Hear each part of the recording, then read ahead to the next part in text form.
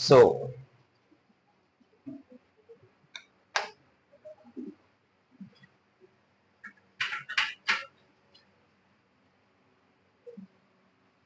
now we are about to start OG graph here.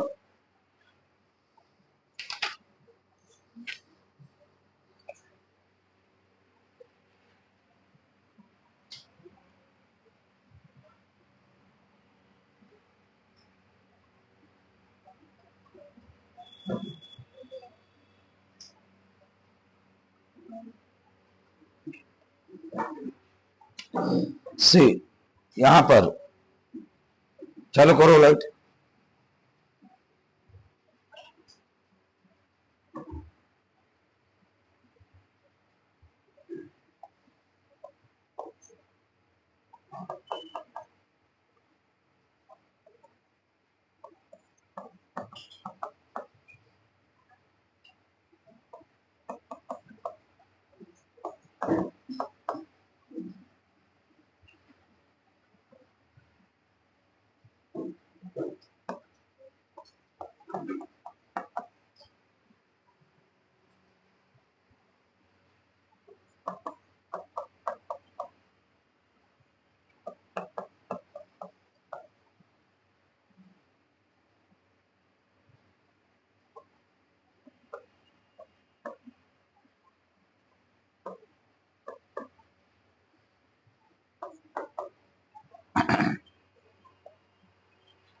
अभी देखो student, यहां पे उन्होंने पूछा कि ड्रॉ द लेस देन ओजी. सी, जब कभी भी लेस देन ओजी पूछा जाएगा, राइट, क्लियर, तो आपको यहां पे देखो सभी लोग अपने अपने किताबों में एक बार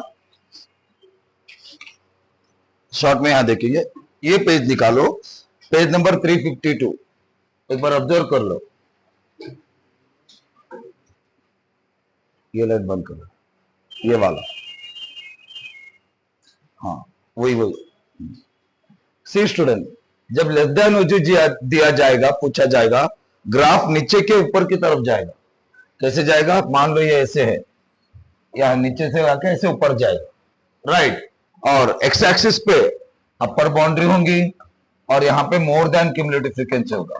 क्या होगा? हो, वेट वेट, लेस देन ना, less than cumulative frequency, right. यहां पे ऑपोजिट रहना है. लेस देन ओजी करते समय अपर बाउंड्री लिखना है. कौन सा बाउंड्री लिखना है? अपर बाउंड्री, राइट. वही जब मोर देन ओजी करेंगे तो ऐसे ही यहां पे लोअर बाउंड्री लिखेंगे मोर देन ओजी करते समय, राइट.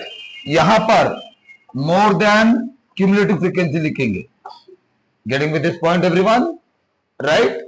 सो यहां पे जो ग्राफ आएगा ना, ऐसे ऊपर से नीचे की तरफ आएगा. यहां नीचे से ऊपर की तरफ, वहां ऊपर से नीचे की तरफ. Getting with this point, clear, एक सिंपल वे में, राइट. तो पहले लेस देन ओजी करते हैं, राइट, इसके बाद मोर देन ओजी की तरफ जाएंगे.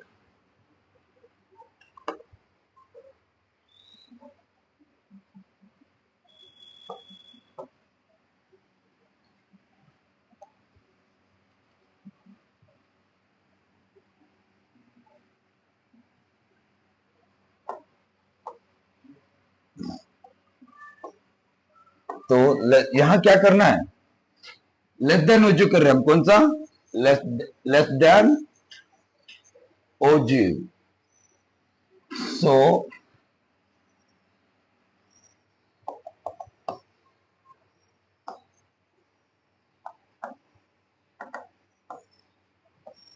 लेस देन ओजी में क्या करना है? अपर बाउंड्री लिखना है कि लोअर बाउंड्री? अपर बाउंड्री, उल्टा होता है, राइट, क्लियर. और यहां पे लेस देन क्यूमुलेटिव फ्रीक्वेंसी लिखना है, ओके. और अपर बाउंड्री हमारा एक्स वैल्यू होगा, लेस देन क्यूमुलेटिव हमारा वाई वैल्यू होगा, राइट. फिर उसके बाद करेंगे एक्स कॉमा वाई. ये ग्राफ के लिए काम आएगा.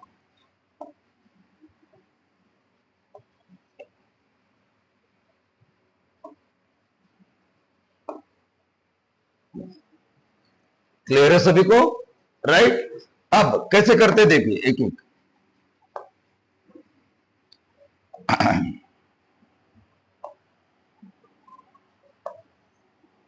सी अपर बाउंड्री यानी कि इनमें बड़ा कौन है, अपर बाउंड्री कौन है, ये अपर बाउंड्री है, ये पूरे लोअर बाउंड्री ये होंगे, अगले क्वेश्चन में करेंगे, राइट क्लियर। सो पहले क्लास इंटरवल में अपर बाउंड्री क्या है 55, दूसरे में 60, 65, 70, 75, 80 हो गया अपर बाउंड्री कॉलम, राइट।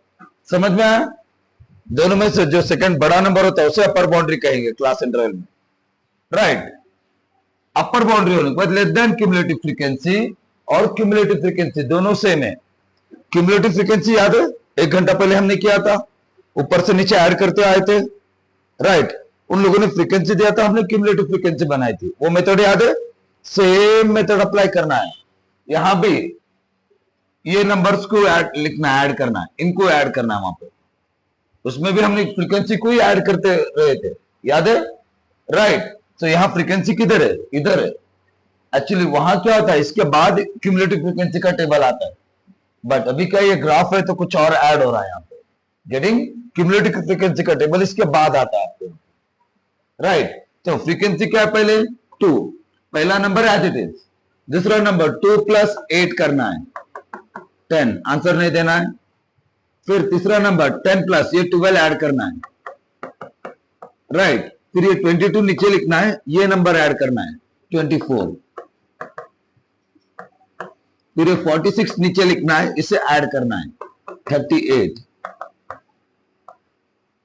राइट। फिर वो 84 नीचे लिखना है, ये 16 ऐड करना है।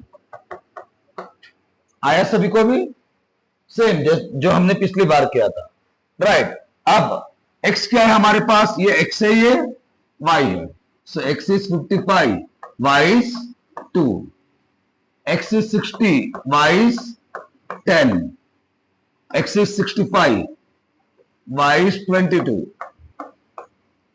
x is 70, y is 46, x is 75, y is 84, x is 80, y is 100।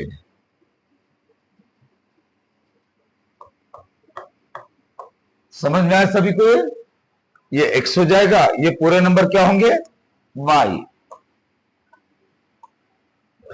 Getting with this, right. यहां तक समझ में आया सभी को, राइट। अच्छे से 1 मिनट के लिए ऑब्जर्व करो।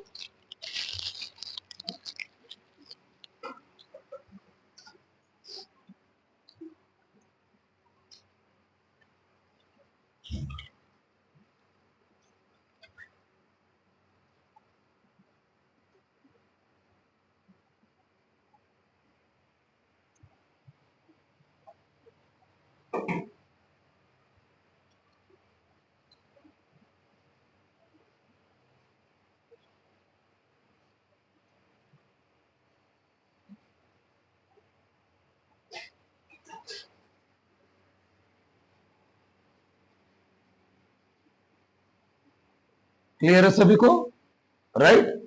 अब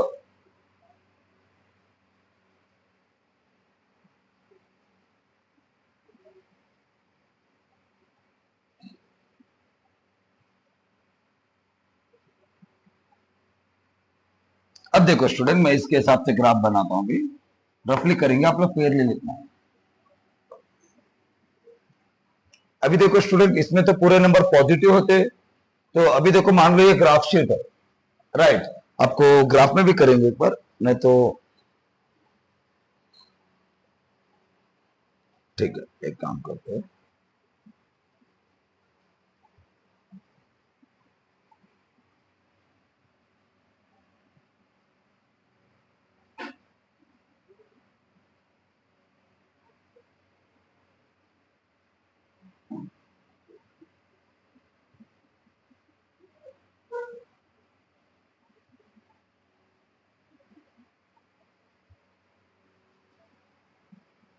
अभी देखो स्टूडेंट, मान लो सपोज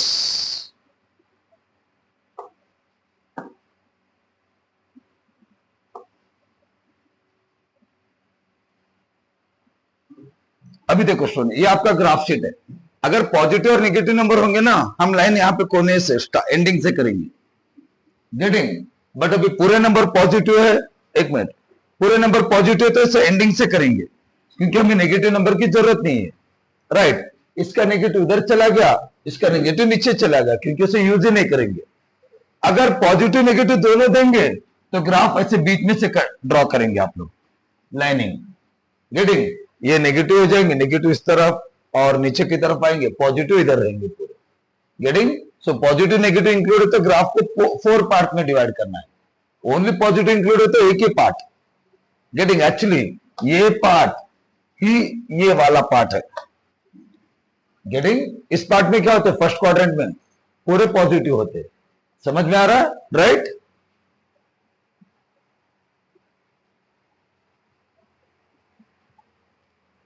अभी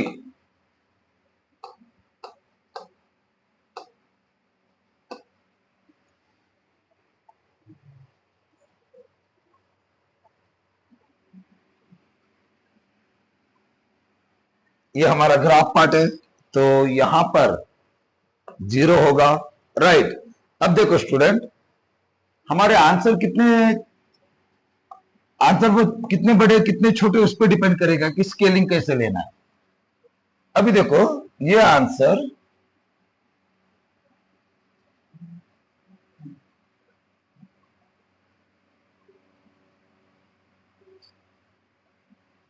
टू, अभी एक्स वैल्यू देखो 80 तक है, वाई वैल्यू 100 तक। सो हमें क्या करना पड़ेगा, पूरे ग्राफ को एक एक सेंटीमीटर को, ये जो है ना, ये जो बॉक्स है 1 सेंटीमीटर है, यहां से यहां तक कितना होता है, ये 10 सेंटीमीटर, राइट। मतलब 10 लाइन्स होते हैं, ऐसे करते हैं। लाइन दिखाई दे रहा है आपको, ये लाइन दिखाई दे रहा है, एक एक ऐसे कितने लाइन होते हैं, 10।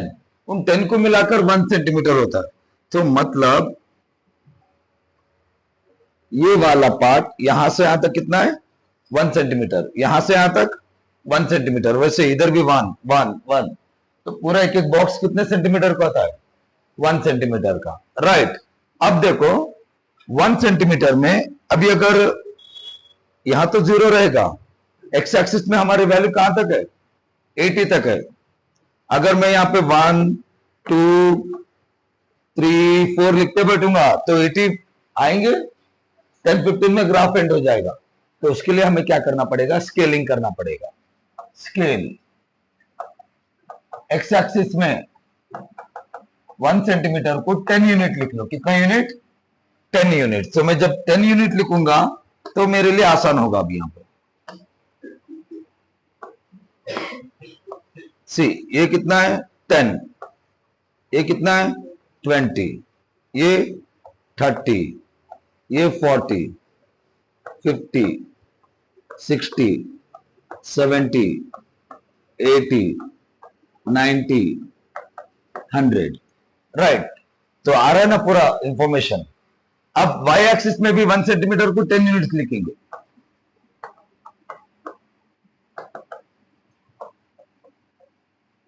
सो वहां पर भी 10 20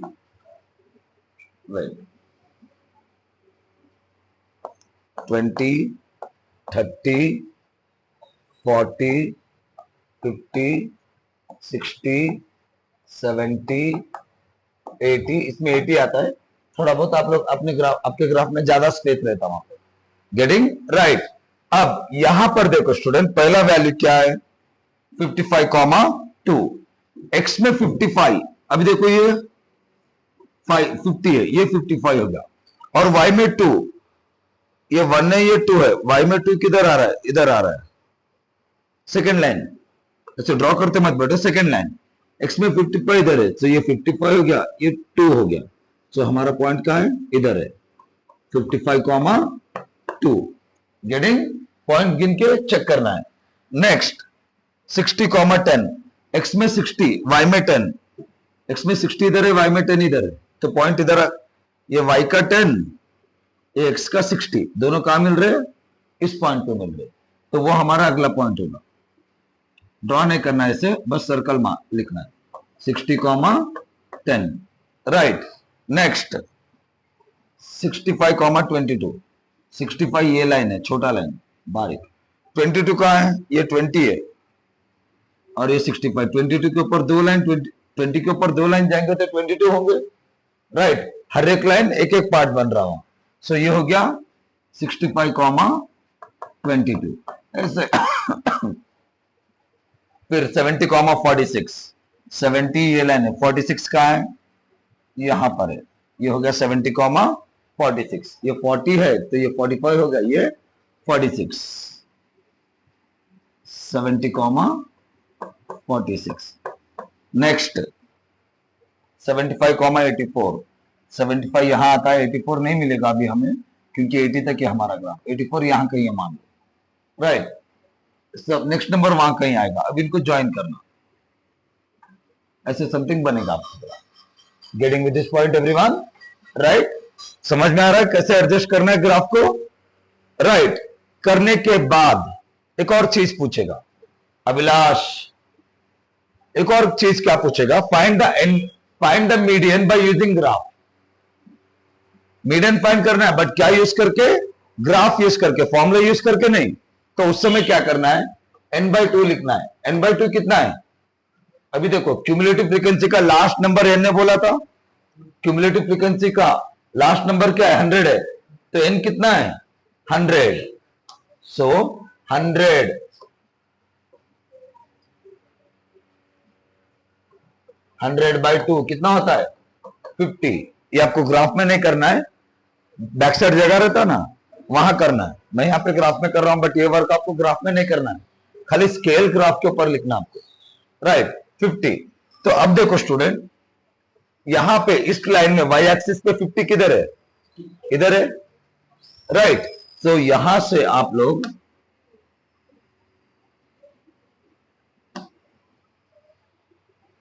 ये 50 को ऐसे लेके जाओ, लाइन ड्रॉ करो स्केल लगा के। यहां टच कर रहा है ना, ग्राफ को टच करने तक लाइन ड्रॉ करना है, राइट। जैसे ग्राफ को टच करेगा वहां रोक दो और वहां से नीचे की तरफ लाइन लाओ। अब यहां से नीचे की तरफ, अब देखो ये नीचे कहां टच हो रहा है? अब इसके हिसाब से 70 पे टच हो रहा है, राइट। तो मीडियन कितना हुआ? मीडियन 70 हो गया, therefore median is equal to 70। Clear है सभी को, राइट। मोर देन में भी सेम मेथड है, n/2 ढूंढो, वो n/2 का जितना वैल्यू आ रहा है वो y एक्सिस पे कहां है ढूंढो, वहां से लाइन ड्रॉ करो ग्राफ तक, वो कर्वेचर तक। फिर जहां पे कर्वेचर को टच होगा वहां से नीचे की तरफ आओ, कहां तक जाना? एक्स एक्सिस तक, गेटिंग। और एक्स एक्सिस पे कर्वेचर जहां टच करेगा वही आपका आंसर है। Getting with this point, clear है सभी को? ये था लेस देन ओजू। अभी मोर देन ओजू का मैं ग्राफ करके नहीं बताऊंगा, ऐसे लिखना है, बट ग्राफ पहला पॉइंट इधर आएगा ऊपर। अब इसमें पहला पॉइंट नीचे आया था, उसमें पहला पॉइंट ऊपर आएगा, दूसरा पॉइंट नीचे आएगा, ऐसे कर करके कुछ इस तरह नीचे की तरफ ग्राफ आएगा। Getting with this point, values बताऊंगा आपको, खुद प्रैक्टिस करना है वो, राइट। चलो अभी एक बार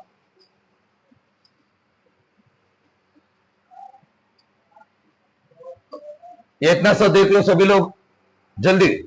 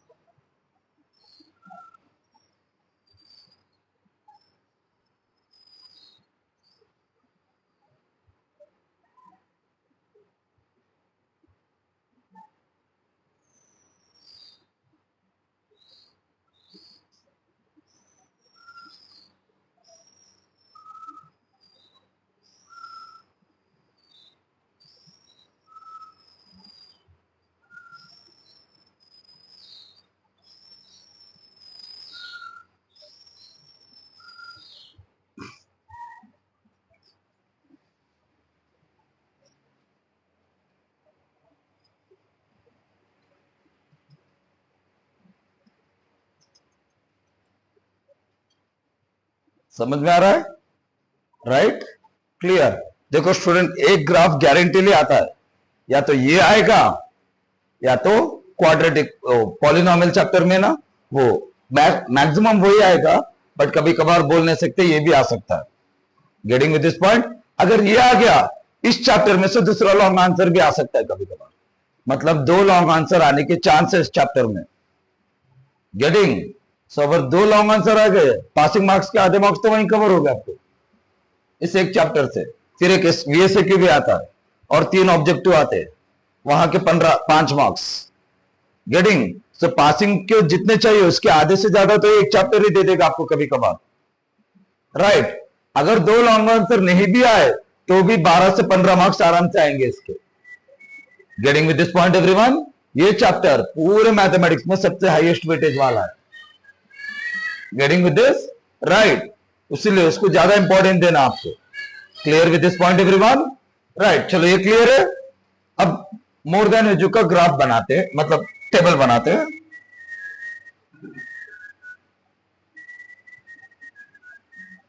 सी स्टूडेंट, एक यही क्वेश्चन ले लेता हूं आपके बुक में का 14.3 एक्सरसाइज का, बट मोर देन ओजी करेंगे।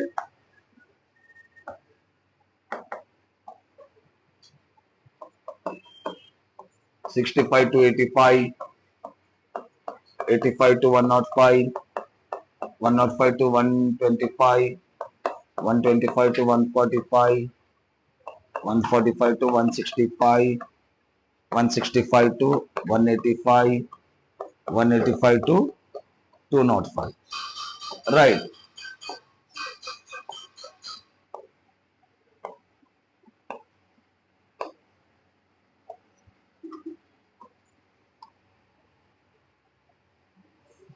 Four, 5, 13, 20, 14, 8, 4। अभी देखो स्टूडेंट, मोर देन ओजी को लोअर बाउंड्री लिखना है क्या अपर बाउंड्री? लोअर बाउंड्री, ऑपोजिट होता है यहां पे। Getting with this? Right.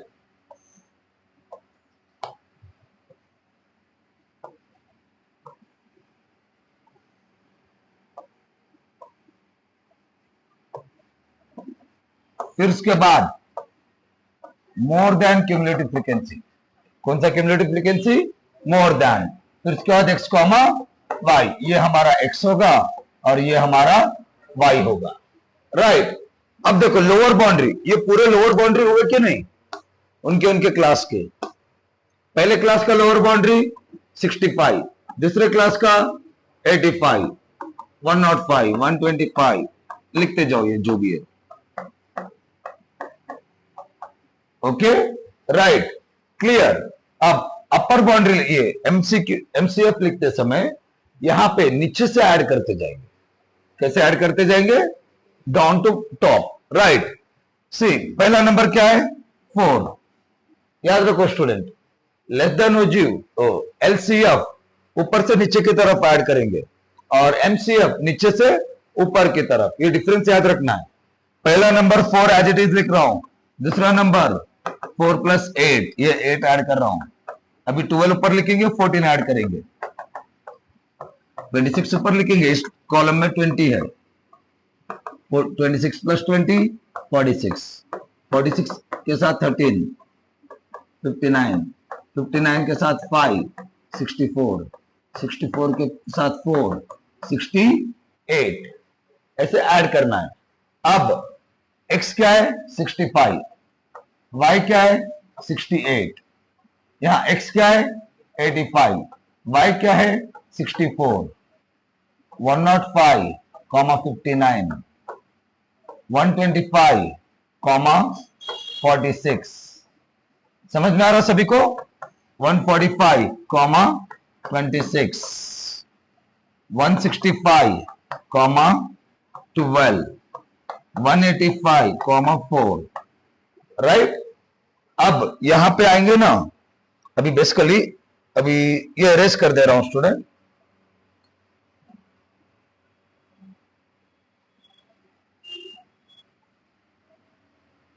Scale रहने देते,